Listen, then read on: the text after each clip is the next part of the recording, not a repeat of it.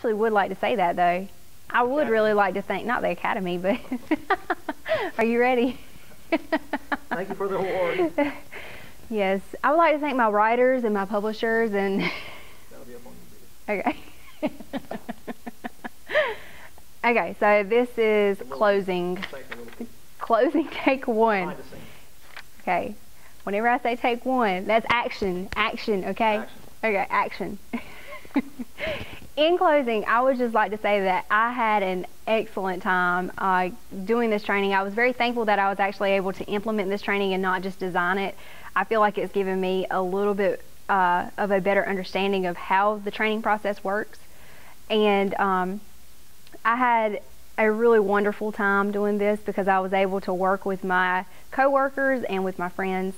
And for that, I would like to give a special thanks to Jeff Myers, the Votech department head, all of the participants who are part of the Votech faculty, and my boss, June Davis, who is the Vice President of Curriculum Services.